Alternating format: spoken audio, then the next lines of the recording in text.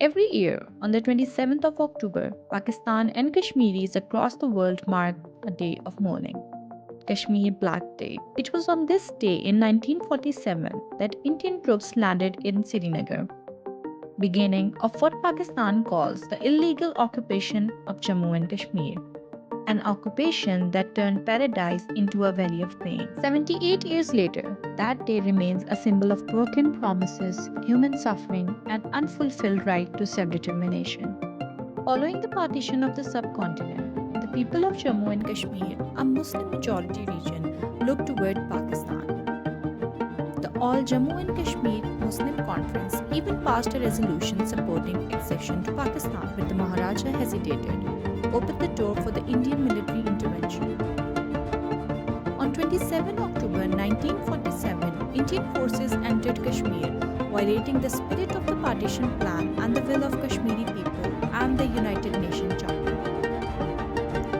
India claims that on October 26, 1947, it signed a document known as the Instrument of Accession with the Maharaja of Kashmir, a move through which it sought to justify sending its troops into the valley under the pretext of aiding the Maharaja against the popular uprising. But the people of Kashmir and Pakistan have never accepted this claim. To this day, questions persist about the authenticity and even the existence of the so-called Instrument of Accession. The United Nations too does not recognize India's claim as legally binding.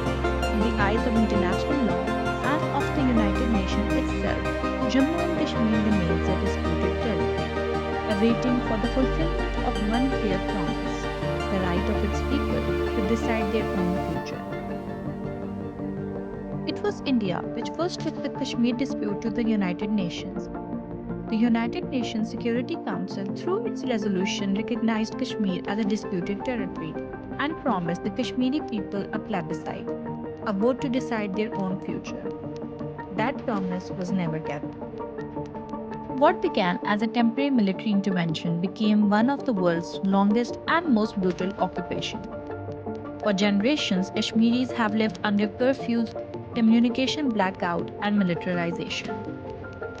Reports by Amnesty International, Human Rights Watch, and the United Nations have documented arbitrary detention, torture, and the use of pellet guns that have blinded thousands. Women, men, and children trapped in a cycle of violence and fear carry the scar of decades of repression. Over tens of thousands of Kashmiris have been killed and disappeared by the Indian armed forces, never to return home. Yet their struggle for dignity and freedom endures. On August 5, 2019, India revoked Kashmir's special status, an unlawful move under the international law and a blatant violation of United Nations Security Council resolutions. What followed was a total lockdown. Millions of Kashmiris were cut off from the world. Phones went silent, the internet disappeared, homes were raided, voices were silenced. Over a year, a communication blackout followed, the longest ever imposed in our democracy. New laws have since been introduced to change regions' demography, granting land rights and domiciles to outsiders in violation of the Fourth Geneva Convention. Behind the veil of silence, Indian brutality suffocates Kashmiris' lives and livelihoods. The issue of Kashmir is not merely a territorial or political dispute between Pakistan and India. It is not just the oldest unresolved matter of the United Nations agenda. It is a test of our collective humanity. It is about justice, about the universal right to live free from occupation and fear. Who are we as a global community if we allow generations to grow up behind the barbed wire, silenced by the barrel of gun? Kashmir Black Day is not only a remembrance of the past, it is a call of conscience, a call to the world to act, to speak, to stand for justice. The international community must hold India accountable for its action in the Indian illegal occupation of Jammu and Kashmir. It must demand the reversal of the illegal measures of August 2019. And above all, It must ensure the Kashmiri people are finally allowed to decide their destiny, as promised by the United Nations decades ago.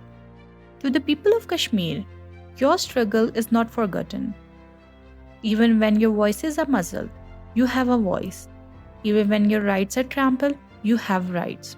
Pakistan stands with you, now and forever.